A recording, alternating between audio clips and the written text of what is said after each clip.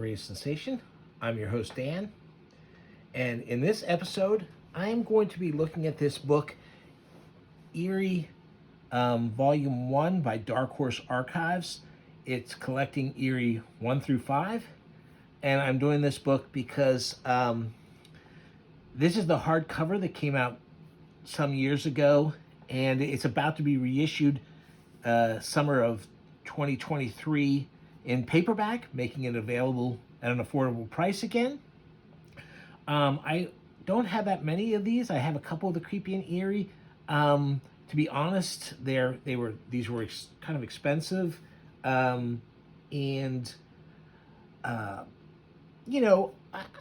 be honest, I say I like horror comics, but when I'm going through the average horror comic, I generally only really like maybe two of the stories in them, if there's like 5 or 6. I'm kind of persnickety, as they say, about them. I have certain things I'm looking for. It doesn't matter how good the art is. It doesn't even just because something doesn't appeal to me doesn't necessarily mean it's poorly written or that it's bad art. There are things where I look at a comic, like take the EC comics, great artists, great storytelling, but I don't really connect with them very well. Part of that might be that I didn't actually see any EC comics until whenever they were reprinting them in the 70s. I forget who did those reprints, but that's when I first saw them and knew that they were something separate. They were these EC comics and stuff. So, like I said, my kind of jumping over something does not mean it's not good in any way. My tastes are my tastes. But I just thought I'd go through this a little bit. Like I said, some of you might not have gotten these hardcovers. The paperbacks are about to come out. So I figured, why not go through these? Like I said, I didn't get very many volumes because of the cost of them. And as they went along, my memory of the comics is there were a lot of reprints. I don't know how Dark Horse handled it. And there were a lot of series characters, things where they can't follow it along, and I didn't really care for those most of the time. There was more science fiction oriented stuff, and I wasn't quite as interested in that either. See, I told you I was persnickety. But there are things to like, and if I had the money, I'd get them all. But that being said, I'm going to take a gander through this, and so if you're not familiar with these comics, you'll see a little bit about them, and I'll talk a little bit about why I like certain ones. So this is EERIE Comics. This was the second of Warren's comic titles. He had Famous Monsters, then he had Creepy, then he had EERIE. And this is the first issue of EERIE. Now, I won't go into this a lot. In order to claim a copyright on the EERIE title for his comic, he had to rush out what looks more like an ash can edition kind of thing, a kind of incomplete looking, you can tell, black and white cover. The stories are not really top notch as far as I'm concerned. He did that because there was another publisher, EERIE Publications, was going to name a comic EERIE, and he had to rush this out, and it's covered pretty heavily in the history of the EERIE Comics publisher, and in several places, so you can find it. But anyway, he rushed this out, and as I understand it, it was like in a weekend or a week or so. But yeah, it was just a rush job, just to copyright that name. Like I said, I wasn't taken with any of these stories, husband and wife, thing, dog fight, and then this surprise shock. They're vampires. Anyway, So that was the first issue, nothing special there. Now the second issue starts off strong with, I mean, this is, you know, these covers are the first place I saw Frazetta. Although it wouldn't be too long after that I was start buying the paperbacks that had his covers on. But, you know, wow. Yeah, I mean, what you can't say too much else about. I mean, that is so evocative and mood setting, and just, man, you think you're going to get one heck of a book with that. So I'll go through some of these stories. I'm not going to go through them all, obviously. Reed Crandall. I loved Reed Crandall's art because of his. You know, I was a big fan of Universal monster films when I was a kid. I'd see them on TV, and then I became a fan of the Hammer films.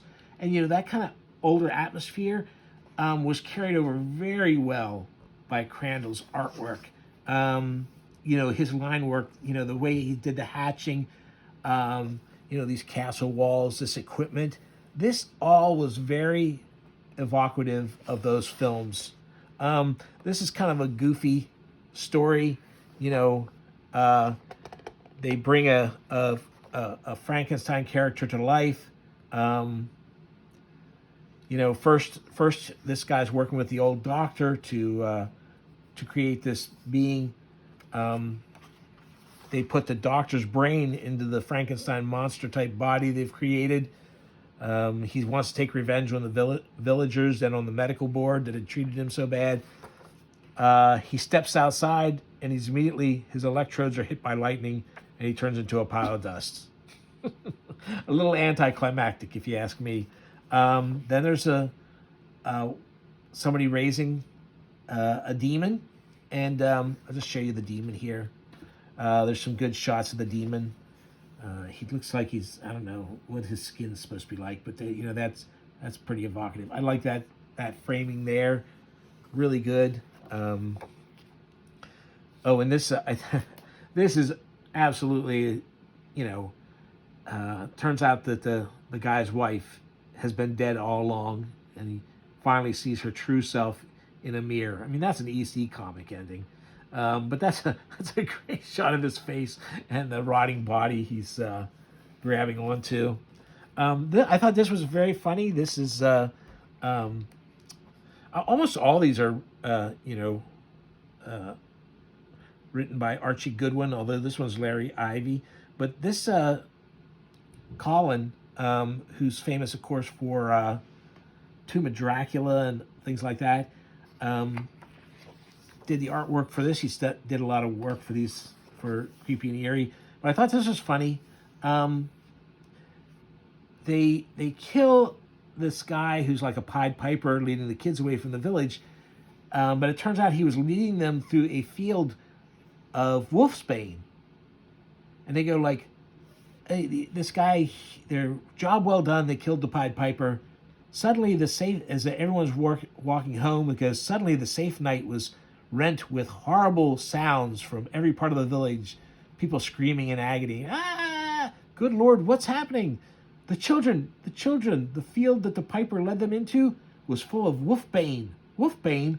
But that's the plant whose scratch turns a victim into, Father, oh Father, werewolf. So every kid who walked through that field got turned into a werewolf by wolfbane?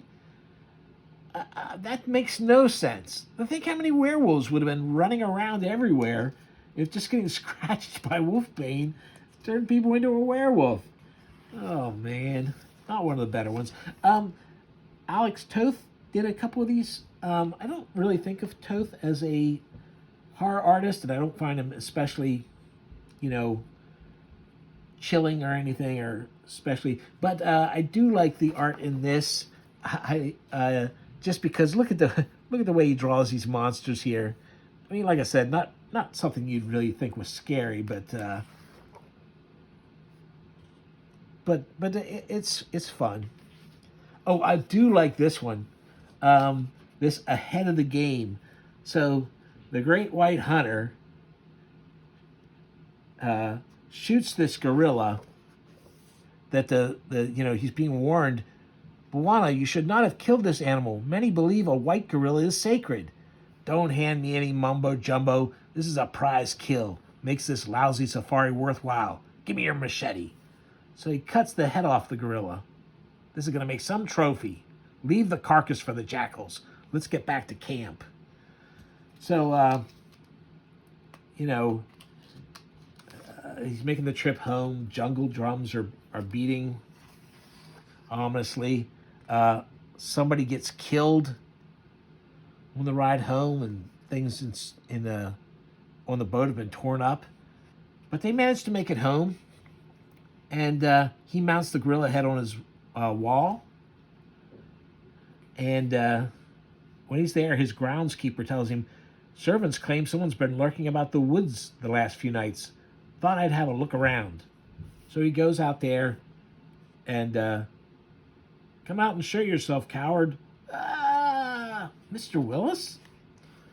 And he's been murdered. The wife drives off in fear.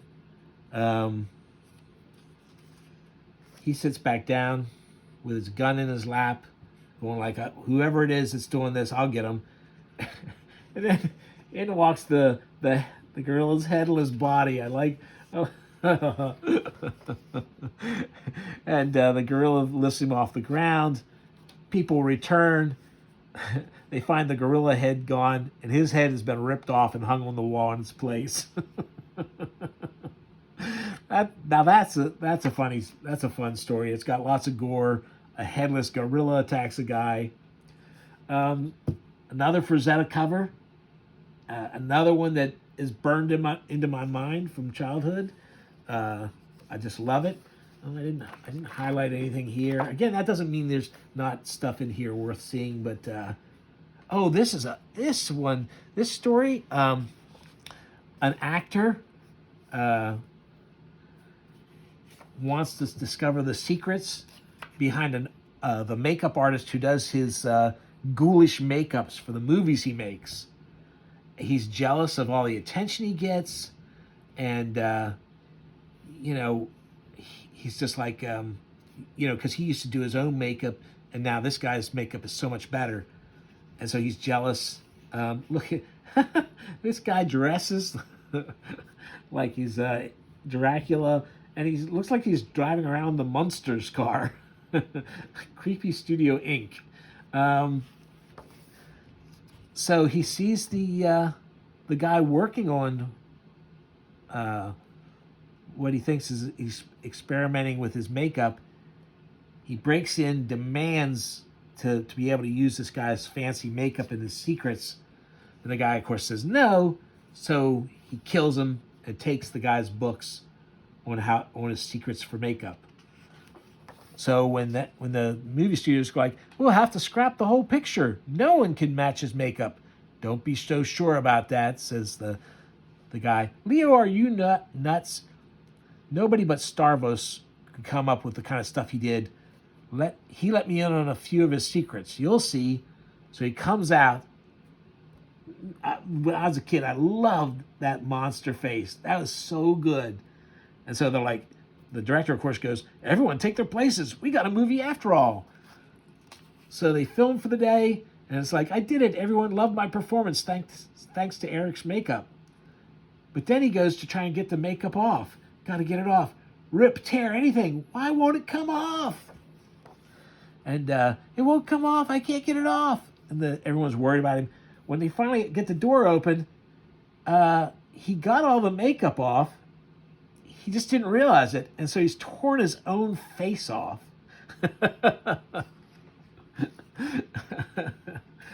So, yeah, that one, when I was a kid, this one made a big impact. This face, and then realizing he tore his own face off, that one just hit the right buttons for me as a kid. This is the regular, usual zombie kind of thing. A guy goes to a house to rescue his brother. A zombie attacks him. He fights with the zombie.